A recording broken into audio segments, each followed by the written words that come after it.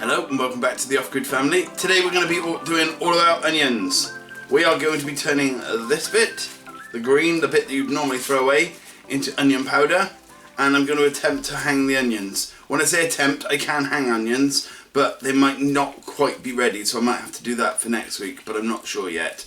We'll just see. But after you've done all of the processes in this, you should end up with quite a nice powder that can be used as a flavouring for soups. You can actually make crisps, which is quite nice. Works well on salads and stuff. Now, just a little bit of warning.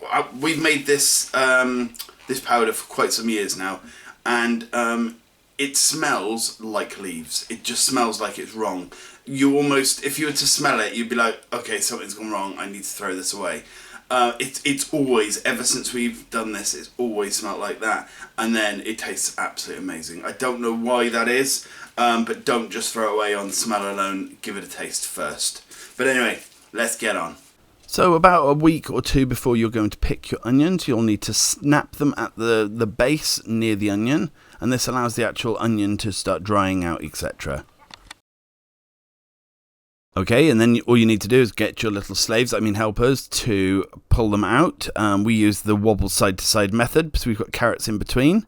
The reason we put carrots in between our onions is the smell of the onions often stops carrot fly from destroying the carrot crop. But this year we did it all too tight. But yeah, well done, George. Well done. Right, we'll just speed through this because I'm sure we all know how to pull up an onion, and if we don't, I'm sure there's a step-by-step guide on the internet somewhere.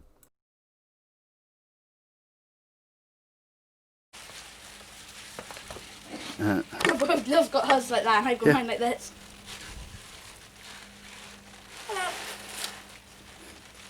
Don't drop me onions. Once you've picked them, just lay them out in the sunlight for a couple of hours just to help them dry out a little bit more. You want them as dry as possible for the next process. Drying out nicely there. Right, so at this point your onions should be quite soft on the stem where they've had long enough to dry. Now what I tend to do is I leave more than I need of the stem, and they say you need about 2 inches. I tend to leave until around the first leaf coming off, or the first bit coming off. So I leave about this much. It just makes life a lot easier when you're actually hanging it. So that's all I'm doing with the onion at the moment. You can trim off the roots if you like. I don't tend to, but I might do this time because they're still a bit wet.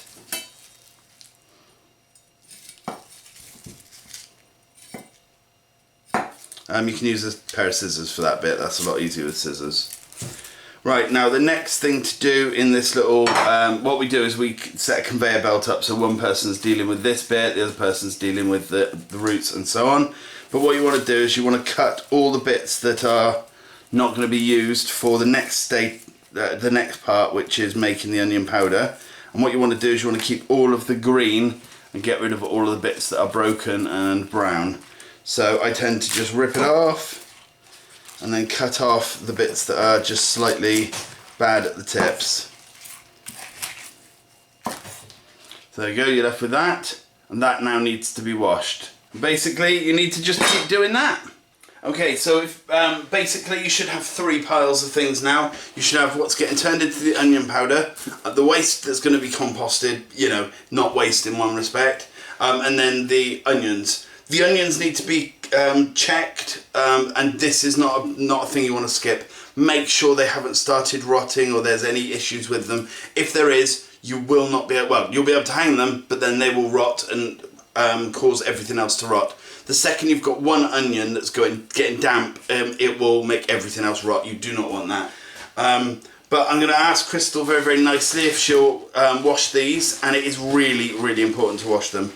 I was explaining to a friend of mine just recently about making the onion powder, and they were I don't know what it is about dehydrating, but they basically said, well, I obviously don't need to wash them because I'm dehydrating it.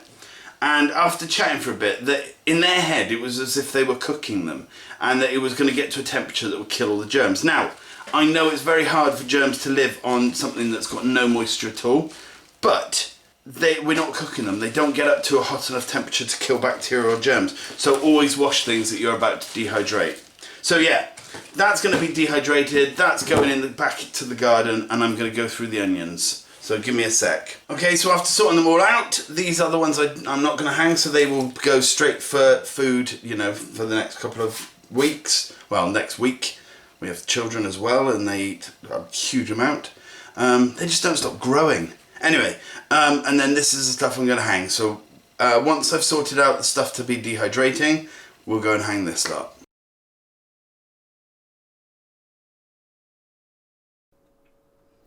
Okay, it's always really important to get family to help you with all these sort of jobs, because they'll take hours on your own if you're doing large quantities. But if you can get some slave labour, it will, you know, help you a lot. My kids love to do this sort of thing, and they've done it their whole lives, so you know they're quite used to doing this. And it's lovely to be able to let them just go out into the garden and pick tea. That's one of my favourite things, you know, when we're having a soup or something, and I say go on out, and then everything they bring in is used for the soup.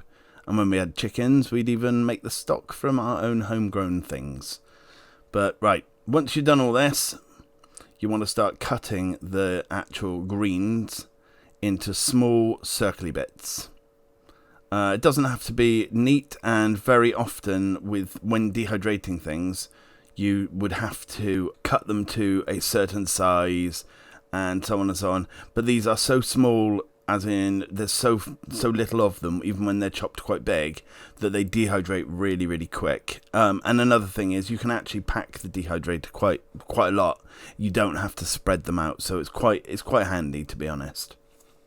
I'll let past me and past Lily finish that up, and I'll be back to talk to you in a second. Okay, like I said, you don't have to be very, you know, careful with these when dehydrating them. You can absolutely pack them, and they only take a few hours to dry. Basically what you're looking for is it'll break in your hand when you squeeze it, and then it's done. So we put them on about an inch and a half thick, and you know, with anything you dehydrating, you don't want it to be that thick normally, but this just dries out so quickly. There's no worries. Okay, I've only used 3 out of the 4 shelves for this, and I normally put it on between 45 and 50 degrees C. It doesn't really matter. I've actually had it down to about 40, but I always leave it in between for the start anyway. And I rotate my shelves, so I'll come back in a few hours and just rotate. The bottom one goes to the top, and you know, circulates like that, and they should be ready in a few hours. Okay, a few hours later, and as you can see, they are fully dehydrated.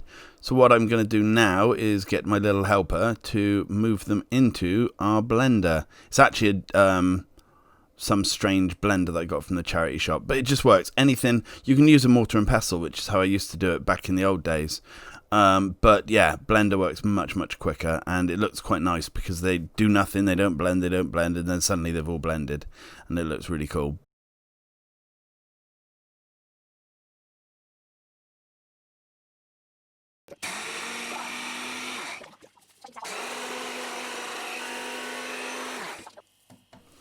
Okay, then I like to put it in a coffee grinder. Again, got this from a charity shop. I think this cost me £1. It's one of the best things I've ever bought. And I just like to grind it up so it's a proper powder. But it's fine. It's fine in the condition it is after you get it out of the blender. But I just like it to be dead on like powder. And this is literally just this season's onion powder. We've never had enough. We always use it in so much stuff that by the end of the year we've got none left and we have to make it all again. Soon, you know, we'll have a whole field of onions just purely to be able to make the onion powder. Right, I have put hooks... Get off the onions. I've put hooks up in the door frame, but you just basically need to be able to support this from above you. Some people use trellises, some people use fencing, you know, whatever you can, it doesn't matter. But yeah, you need a hook above you or something above you to hold your onion string. Okay, you're going to want normal string. You can actually use any type, it doesn't really matter. I'm using white, just like this is like parcel string. And what you want to do is you want a loop that's about 2 foot long, I'm not doing very well with the recording here, but this is the place I do it. The lighting's rubbish and so is the space, but it doesn't matter. Right, what I also do is I double it up, so I'll make a secondary loop just for strength. You don't need to do that, but I do. Okay, so once you've basically doubled it up, so I've got 4 pieces of string there, I just like to tie a knot at the top. Just a simple whatever knot you can do knot. And then hang it. And that's it done. No. And then we need to start actually hanging our onions. You take your first onion. Now this is going to be very hard for me to explain, but I'll try my best. But I will do it with a piece of ribbon. You hold open your loop and you come behind, so, like this. Now let's see if you can see over my shoulder. So, the first part of the onion, let me just show you with an onion quickly. First part of the onion goes behind, in front, and then you wrap it round and underneath, and you pull your onion down like this. Okay, and it will actually tie itself in a knot. But I'll try and show you that with this ribbon when that motorbike decides to go past. So the end of your onion behind, in front, and then through and under, and then it will tie itself in quite a good knot. Okay, let's try and do that without confusing you any more than I just have. Okay, so behind, in front, round and down, and then it will hang freely. The next one, again, behind, through, under and down. Now I've found that to make it a little bit neater, the next one I will do from the opposite side, but the exact same thing. It comes in from the behind, round, underneath itself and down. And what I found this does, I find it a lot harder to do it left-handed, is it hangs them in sort of from left to right all the way up. I don't know if you need to do that, but that's how I've been doing it, and they're still hanging now. Although this is true, this doesn't work very well the more onions you put on, so just choose your side and do it from there. So literally just do it from the left hand side the whole way along. Oh, by the way, these 2 sets here have been hung for about 2 months now, and they've got no signs of anything going wrong yet.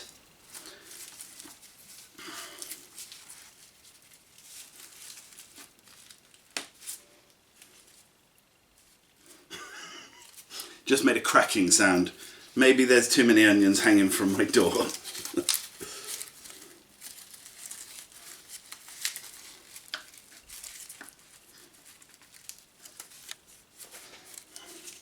So basically you just keep going. Behind, under, round and down.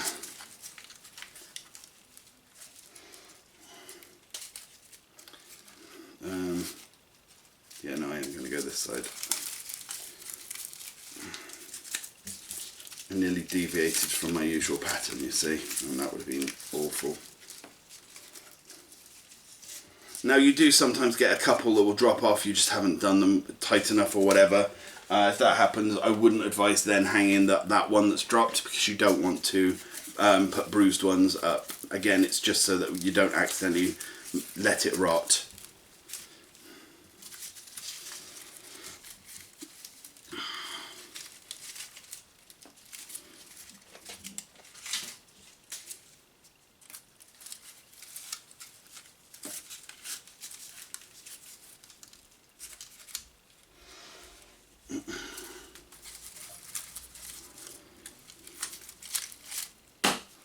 Perfect timing.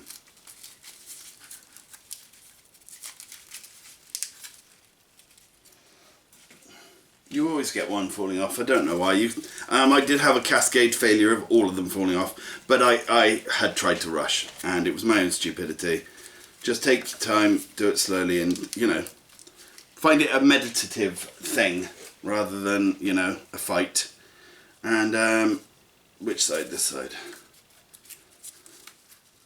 It's not boring. It's not entertaining either. But just do what you can. Right. I'm going to speed this process up now. So yeah.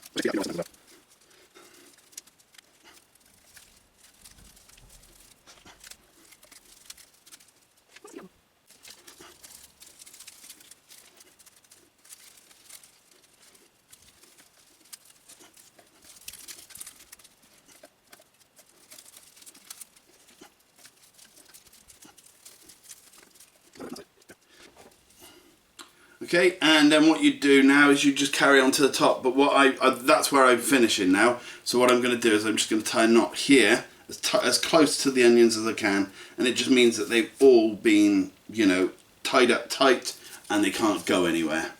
This is the fun bit. And there you go, some beautifully hung onions. Right, first off, like you should never do, don't experiment when doing a video.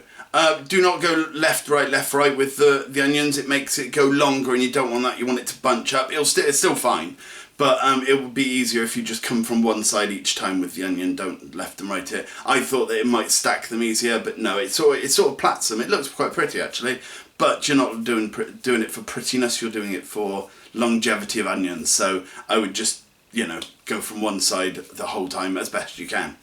Anyway, that is it. I hope you enjoyed seeing how to hang onions and how to make onion powder. As you know, we try and keep our waste down to the smallest amounts possible, and, you know, making onion powder, one thing I didn't show you was the bottom sections of the onion stems, the harder white bits, are frozen, and we use them to make stock for soups. So, you know, there's no parts that are wasted because the bits that we can't use, you know, get turned into compost. But anyway, thanks for watching. I will see you again soon. Bye.